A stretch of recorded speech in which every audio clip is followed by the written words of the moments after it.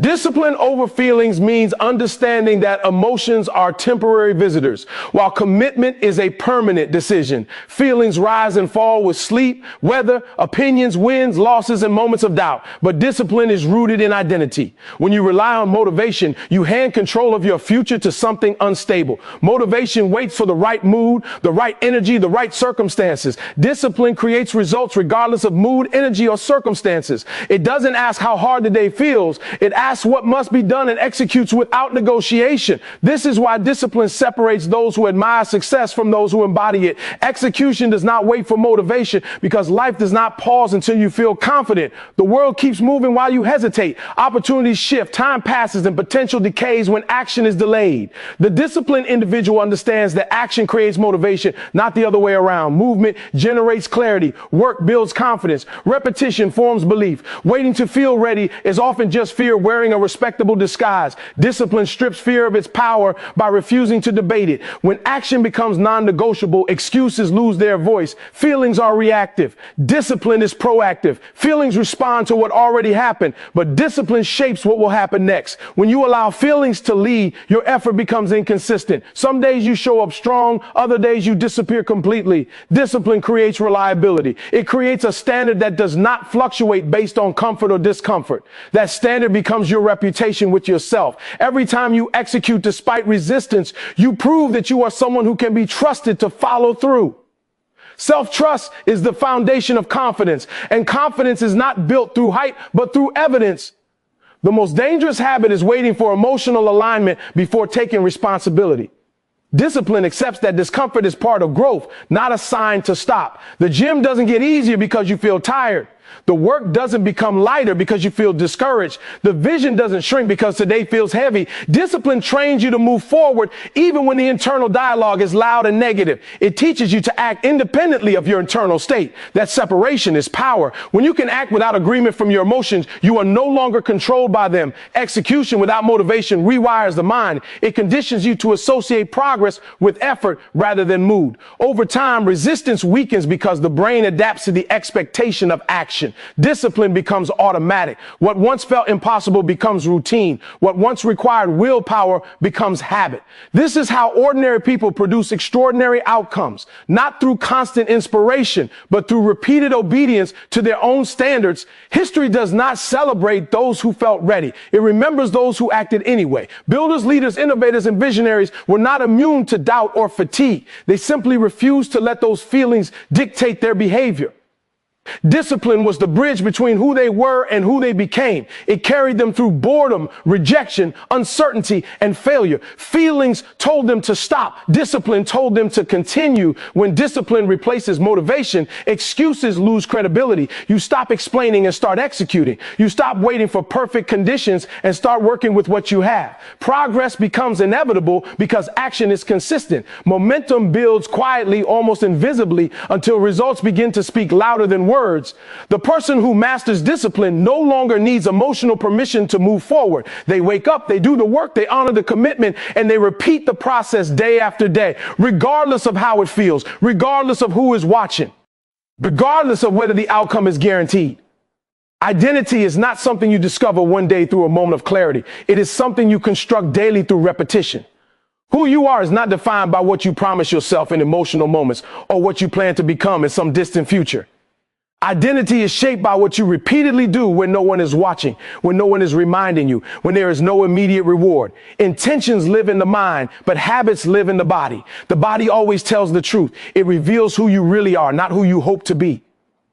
Most people confuse intention with transformation. They believe that wanting to change is the same as changing. They speak about future versions of themselves as if time alone will do the work. But the future does not create identity. Behavior does. Every habit is a vote. Every repetition is a brick. Every day you either reinforce the person you say you are becoming or you strengthen the identity you claim you want to leave behind. There is no neutral ground. Doing nothing is still a choice, and that choice still shapes who you are. Daily habits operate operate below emotion and above motivation. They are quiet, automatic, and powerful. They don't require excitement. They require commitment. When you wake up and do what you said you would do, even when the feeling isn't there, you are not just completing a task. You are casting evidence into your self-image. Over time, your mind begins to accept a new story, not because you repeated affirmations, but because your actions back them up. Identity changes when behavior becomes consistent enough that the old self can no longer argue. Future intentions are seductive because they feel productive without demanding effort. They allow you to imagine success without confronting discomfort. Habits remove that illusion. Habits force you to deal with reality. They expose gaps between who you say you are and how you actually live. That exposure is uncomfortable, but it is also the doorway to growth. Once you see yourself clearly, you can begin to change deliberately, not through massive overhauls, but through small, repeatable actions done relentlessly.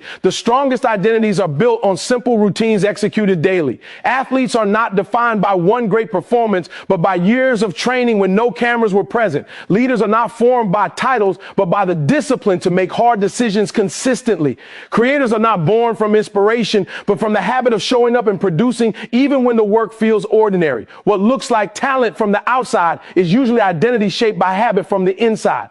When habits align with the person you want to become, discipline becomes easier because it is no longer forced. You are simply acting in accordance with who you believe you are. A person who sees themselves as disciplined does disciplined things. A person who sees themselves as focused protects their time. A person who sees themselves as resilient does not collapse under pressure. The behavior flows naturally from the identity, but the identity was earned through behavior first. Every day you delay building habits, you reinforce the identity of hesitation. Every excuse strengthens the identity of inconsistency, but every small win, every kept promise, every completed task builds credibility with yourself. That credibility compounds. Eventually, you stop negotiating with yourself because your actions have already proven who you are. You don't need external validation because your routine confirms your character. Identity is not a declaration. It is a pattern. It is written in how you start your mornings, how you respond to resistance, how you manage discomfort, how you treat time. The future version of you is not waiting to be discovered. They are waiting to be practiced. And the only way to practice becoming someone new is to behave like them today, then tomorrow, then the day after, until the habit becomes automatic and the identity becomes undeniable. Consistency in silence is where real power is developed. Most people crave recognition before results, validation before mastery, applause before proof. They want to be seen starting, but they disappear when no one is watching. Silence removes the audience and exposes intention. When there is no praise, no likes, no external reward, only discipline remains. This is where confidence is forged, not through attention, but through repetition carried out without acknowledgement. Momentum does not arrive with noise. It begins quietly, almost invisibly, built through small actions repeated daily. Each disciplined effort stacks on the last, creating forward motion that compounds over time. At first, progress feels slow because growth is happening beneath the surface. Roots form before branches appear. The disciplined individual understands this and continues anyway, trusting the process even when results are not immediately visible. This trust is not blind optimism. It is earned through showing up again and again. Silence removes comparison. When you stop measuring your journey against others, you reclaim focus. The work becomes about execution rather than image. Without constant feedback from the outside world, you develop internal standards. You learn to judge progress by effort and alignment rather than applause. This internal calibration is critical because external validation is inconsistent and often misleading. Confidence built on attention collapses when attention fades. Confidence built in silence remains stable regardless of circumstance. The repetition of effort trains the nervous system to expect discipline. What once felt uncomfortable becomes familiar. What once required motivation becomes routine. Consistency reduces friction. The mind stops resisting because the behavior is no longer debated. This is how momentum accelerates, not through bursts of intensity, but through predictable execution. The more predictable your actions become, the less energy is wasted on decision making, and the more energy is available for progress. Silence also sharpens self-awareness. awareness.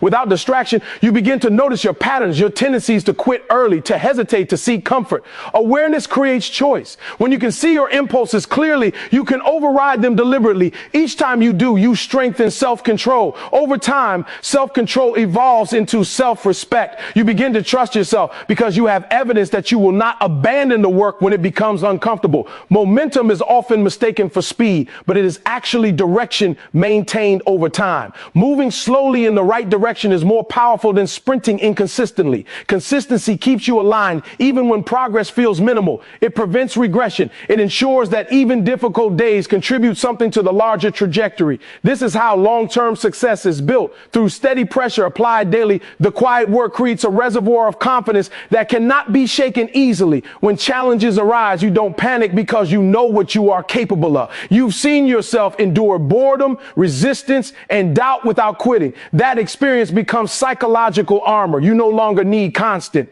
reassurance because your past behavior has already proven your resilience. Eventually, momentum becomes self-sustaining. The work pulls you forward rather than you forcing yourself to push. Discipline feels lighter because it is supported by habit and history. Results begin to appear not as sudden breakthroughs, but as natural outcomes of sustained effort. When recognition finally arrives, it feels secondary because the real reward was earned in silence. Consistency in silence transforms effort into identity. You are no longer someone trying to be disciplined. You are someone who simply does the work.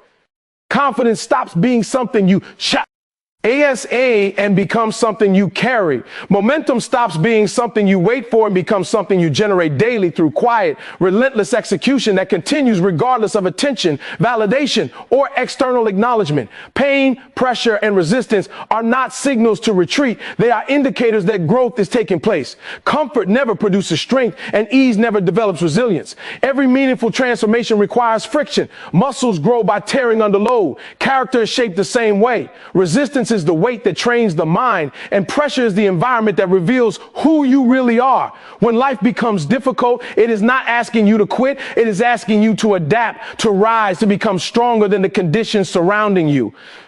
Most people misunderstand pain and label it as punishment. They internalize struggle as evidence that something is wrong, that they are not meant for the path they are on. In reality, pain is feedback. It highlights limits that must be expanded. Pressure exposes weaknesses that must be addressed. Resistance reveals where discipline has not yet been developed. Avoiding these forces does not eliminate them. It only delays growth and deepens fear. Those who progress learn to walk directly into resistance rather than around it. Pressure creates focus. When circumstances tighten, distractions lose their appeal. You are forced to prioritize, to make decisions, to act with clarity. Under pressure, excuses sound hollow. Comfort-based thinking collapses. What remains is what truly matters. This is why adversity often produces breakthroughs. It strips away excess and demands efficiency. Those who embrace pressure learn to operate with precision rather than panic. They become calm where others become chaotic. Resistance trains persistence. When progress is slow and effort feels heavy, the mind searches for an exit. This is where most people stop. Not because they are incapable, but because they misinterpret resistance as a dead end rather than a doorway. Resistance is the price of entry. Every level requires payment, and that payment is discomfort. The ability to continue despite resistance is what separates growth from stagnation. Each time you persist, resistance loses its authority. Pain also refines perspective. It humbles ego and sharpens awareness. When things are easy, effort becomes careless. When things are difficult, attention increases. You become more deliberate, more disciplined, more aware of your actions. Pain teaches efficiency. It forces you to remove waste, to correct errors, to strengthen foundations. The lessons learned through pain are deeper because they are earned rather than given. Those who learn to use pain as information rather than identity gain control over their response. They stop asking why it hurts and start asking what it is teaching. This shift transforms suffering into strategy. Instead of collapsing emotionally, they analyze. Instead of reacting impulsively, they adjust. Pressure becomes a tool rather than a threat. Resistance becomes a signal to refine technique rather than abandon the effort. History rewards those who endure. Progress has always been carried on the backs of individuals willing to tolerate discomfort longer than others. Inventors, leaders, builders, and pioneers faced resistance not as an exception, but as a constant. Their advantage was not immunity to hardship, but mastery of response. They understood that pain is temporary, but the strength developed through it is permanent. When resistance becomes familiar, fear diminishes. The unknown loses its power because you have faced difficulty before and survived. Each encounter with pressure builds evidence that you are capable of enduring more than you thought. That evidence accumulates into resilience. Resilience is not the absence of struggle. It is the confidence that struggle can be handled. Pain, pressure, and resistance do not block the path. They define it. They shape the person walking it. Those who learn to leverage these forces stop wasting energy wishing for easier conditions. They focus instead on becoming stronger. Growth accelerates when resistance is no longer avoided, but welcomed as confirmation that progress is underway and transformation is unfolding in real time. Clarity of purpose is the force that cuts through hesitation and silences excuses. When you know why you are moving, you no longer waste energy debating whether you should move. Uncertainty breeds delay, but purpose creates urgency. A clear reason turns effort into necessity. It removes the option to quit because the mission becomes bigger than the moment. Without purpose, discipline feels heavy. With purpose, discipline feels inevitable. Most hesitation comes from misalignment rather than incapability. People stall not because they lack strength, but because they lack direction. When the mind does not understand what it is working toward, it resists effort. Purpose resolves this internal conflict. It provides context for discomfort. Pain becomes tolerable when it serves something meaningful. Sacrifice becomes logical when the outcome matters deeply. Purpose organizes priorities and eliminates distraction. A defined purpose acts as a filter. Decisions become simpler because not everything deserves your attention. Opportunities that do not align lose their appeal. Excuses lose credibility because they no longer serve the mission. Time becomes more valuable because it is attached to intention. When purpose is clear, procrastination has nowhere to hide. Delay feels like betrayal rather than relief. Purpose also stabilizes discipline during uncertainty. Results are not always immediate. Progress is not always visible. Without purpose, this uncertainty breeds doubt. With purpose, uncertainty becomes part of the process. You continue not because you see the outcome clearly, but because you believe in the direction. Purpose anchors you when external feedback is absent. It keeps effort consistent even when confidence fluctuates. Many people wait for purpose to appear fully formed before acting. In reality, purpose is clarified through action. Movement reveals meaning. As you engage, refine, and commit, your reason deepens. Purpose is not always discovered first. It is often built through responsibility. Taking ownership of something larger than comfort forces you to define why it matters. That definition strengthens commitment. When purpose is internal, excuses lose their emotional pull. Fatigue becomes manageable. Fear becomes negotiable. Obstacles become logistical rather than personal. You stop asking whether you feel like continuing and start asking how to continue. Purpose shifts focus from emotion to execution. It keeps attention on what must be done rather than how it feels to do it. Clarity of purpose also strengthens resilience. When setbacks occur, you do not interpret them as failure, but as part of the path. Detours do not dissolve commitment because the destination remains unchanged. Purpose allows flexibility without abandonment. You adapt methods without abandoning meaning. This adaptability prevents burnout because effort remains connected to value. A strong purpose also demands accountability. When the reason matters, shortcuts feel dishonest. Standards rise naturally. You expect more from yourself because the work represents something beyond ego. Purpose transforms discipline from obligation into expression. The work becomes a reflection of what you stand for. When purpose is clear, hesitation fades because indecision no longer serves you. You move even when uncertain because clarity provides direction, not certainty. Purpose does not eliminate difficulty, it eliminates confusion. And when confusion is gone, excuses collapse, action accelerates, and commitment becomes the default response to challenge rather than an option that must be debated internally. Doing the work and way is the line that separates intention from outcome. Standards decide results because standards govern behavior when no one is enforcing them. Mood changes, energy fluctuates, confidence rises and falls, but standards remain fixed. When your standard is high, effort becomes non-negotiable. You do not ask whether you feel like showing up. You show up because that is who you are. Moods are temporary, but the consequences of action or inaction are permanent. Most people allow their emotions to set the ceiling of their performance. On good days, they work hard. On bad days, they disappear. This inconsistency creates unstable results. Standards remove that instability. They create a baseline that effort cannot drop below. Even on difficult days, something gets done. Even under pressure, progress continues. This is how momentum survives turbulence. Standards are self-imposed boundaries that protect your future. They define what you will and will not tolerate from yourself. When standards are low, excuses thrive. When standards are high, excuses feel out of place. You stop bargaining with discomfort because the expectation is already set. Discipline becomes simpler because the decision was made in advance. There is no debate in the moment, only execution. Doing the work anyway trains emotional independence. You learn that feelings do not have authority over your actions. Fatigue becomes information rather than a command. Doubt becomes noise rather than instruction. You act based on commitment rather than comfort. Over time, this creates psychological strength. You trust yourself because you have evidence that you will not abandon responsibility when conditions are imperfect. Results respond to consistency, not intensity. A high standard ensures consistent output. Small efforts done daily outperform sporadic bursts fueled by emotion. This steady pressure compounds. Progress becomes predictable. Growth becomes measurable. Confidence grows not from hype, but from reliability. You begin to see yourself as someone who follows through regardless of internal resistance. Standards also create clarity during chaos.